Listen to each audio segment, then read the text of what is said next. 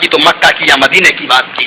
تم نے جب بھی بات کی تو عبد القادر جیلانی کی بات کی, اور ہم نے جب بھی بات کی تو محمد رسول اللہ کی بات کی. تم نے جب بھی بات کی تو کوفہ کے امام کی بات کی, ہم نے جب بھی بات کی تو مدینہ کے امام کی بات کی. قصور کیا ہے میرا, غلطی کیا ہے؟ کہنے لگی غلطی تو کچھ نہیں ہے, لیکن منع جو کرتے ہو کہ مزاروں پہ نہیں جانا چاہیے, اس لیے میں تم سے وہابی کہتا ہوں.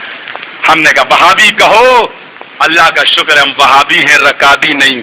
رکابیاں تو تمہارے یہاں ملتی ہیں پلیٹیں, تم جانو تمہارے کام جانے. ہم نے نہ رکابی دیکھی نہ رکابی والے. اللہ کا شکر ہم وہابی ہیں. وہابی اللہ والے ہیں, یہ تمہارا دیا ہوا لقب ہے. وہابی نسبت بھی ہے تو اللہ کی طرف. ہماری قسمت کتنی اچھی, محمد کی طرف نسبت کرو تو محمدی کہو تب بھی ہم خوش ہیں. وہابی کہو تو نسبت اللہ کی طرف تب بھی ہم خوش ہیں. اہل حدیث کہو تب بھی ہم خوش ہیں, کیونکہ نسبت تو اللہ کے نبی کی طرف ہو رہی ہے.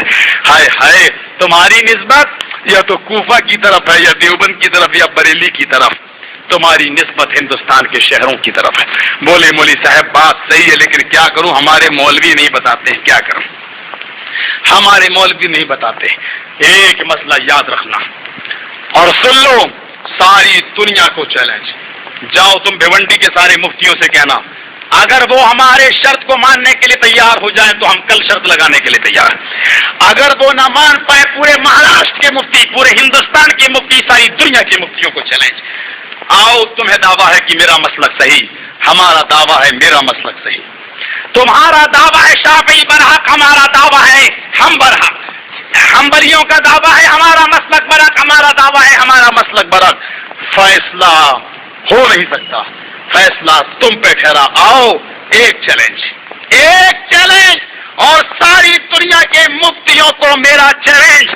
جاؤ, تمہارے یہاں جتنے بھی بڑے بڑے بزرگ آئے ہیں, چھوٹے سے لے کر بڑے بزرگ, سارے بزرگوں کی کتابیں لاؤ اور لا کر اسی بھیونڈی میں لا کر رکھو, اپنے مدرسے میں رکھ لو.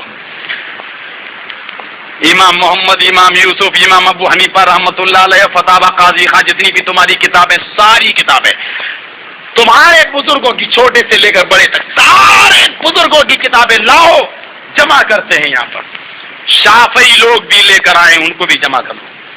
مالکی اٹھا کر لائیں اپنے چھوٹے بڑے سارے بزرگوں کی کتابیں, ہم ان کو بھی لا کر رکھتے ہیں.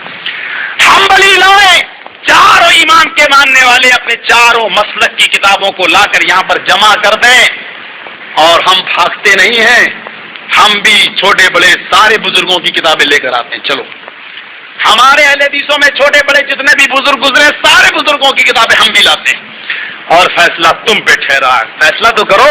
ہم سارے بزرگوں کی کتابوں کو پیٹرول ڈال کر, مٹی کا تیل ڈال کر, آؤ آج آگ لگائیں, اور 1 مہینے کے بعد اعلان کریں, حنفیوں اپنا مسلک لے کر آؤ, شافعیوں لے کر آؤ, مالکیوں لے کر آؤ, حنبلیوں لے کر آؤ, بریلویوں لے کر آؤ, شیعوں لے کر آؤ, اہل حدیثوں تم بھی لے کر آؤ. تو اللہ کی قسم, مسجد میں ہوں, خانے خدا میں بیٹھا ہوں, سن لو, فقہ جل جائے گی, کوئی فقہ کا حافظ نہیں ہے. فقہ جل جائے گی تو حنفی مسلک مٹ جائے گا, کبھی زندہ ہو نہیں سکتا. شافعی مسلک جل گیا تو وہ مسلک دوبارہ زندہ ہو نہیں سکتا. مالکی مسلک اگر جل گیا تو دوبارہ زندہ ہو نہیں سکتا. حنبلی مسلک جل گیا تو دوبارہ زندہ ہو نہیں سکتا. اور بریلویوں کی فقہ رضویہ سب جل جائے تو دوبارہ بریلویت زندہ ہو نہیں سکتی. شیعت دوبارہ زندہ ہو نہیں سکتی, کوئی حافظ نہیں ہے. اور میرے دوستو, میرے بزرگوں کی کتابیں بھی اگر جلا دو گے تو ہم پر کوئی اثر نہیں پڑے گا. کیوں؟ اس لیے کہ 2 چیزیں موجود رہیں گی, رب کا قرآن موجود رہے گا, مدینے والے کا فرمان موجود رہے گا.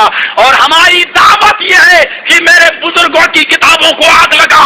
اگر ماننا ہے اور اہل حدیث بننا ہے تو رب کے قرآن کو مان لے, مدینے والے کے فرمان کو مان لے, اہل حدیث بن جائے گا. انشاءاللہ دنیا کے سارے مسلک جل جائیں گے, لیکن مسلک اہل حدیث ہمیشہ زندہ رہے گا. یہ ہمارے مسلک کی حقانیت کی سب سے بڑی دلیل ہے. آؤ, فیصلہ تم پہ ٹھہرا, تم لے کر تو آؤ. بریلویوں تم بھی لے کر آؤ, دیوبندیوں تم بھی لے کر آؤ, شافعیوں تم بھی لے کر آؤ, مالکیوں تم بھی لے کر آؤ. اور دنیا میں جس کو بھی اپنے مسلک کی حقانیت کا دعویٰ ہے تم بھی لے کر آؤ, ہم بھی لاتے, پیچھے نہیں ہٹتے.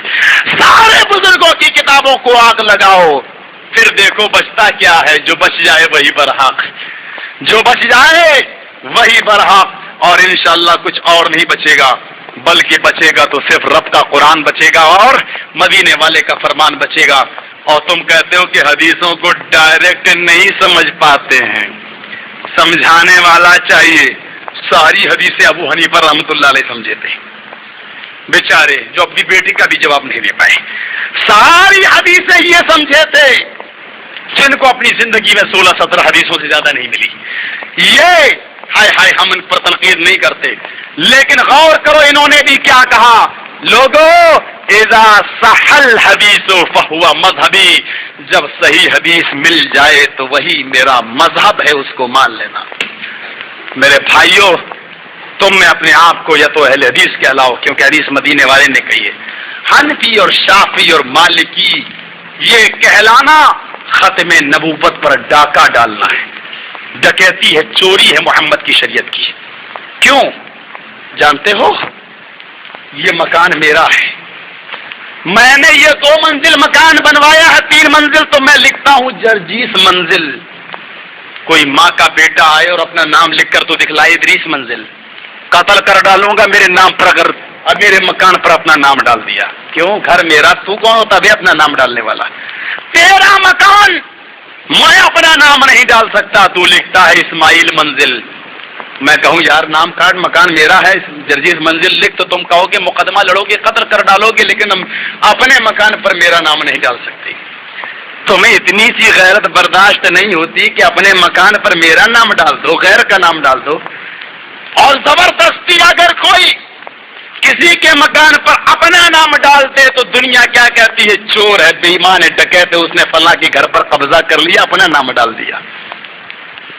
میرے دوستو، اس سے بھی بڑی چوری اور کیا ہوگی کہ دین تو لے کر آیا ہے آمینہ کا لال، دین تو لے کر آیا ہے محمد الرسول اللہ صلی اللہ علیہ وسلم، اور تم نے دین شریعت پر ٹائٹل ڈال دیا ہے حنفیت کا، مالکیت کا، شافعیت کا، حنبلیت کا۔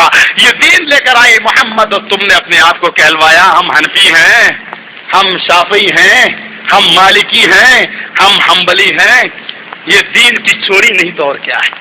دین تو نبی لے کر آئے، تمہیں محمدی کہلانا چاہیے تھا۔ دین تو آقا لے کر آیا تھا، تمہیں تو اپنے آپ کو اہل حدیث، حدیث والا کہلانا چاہیے تھا۔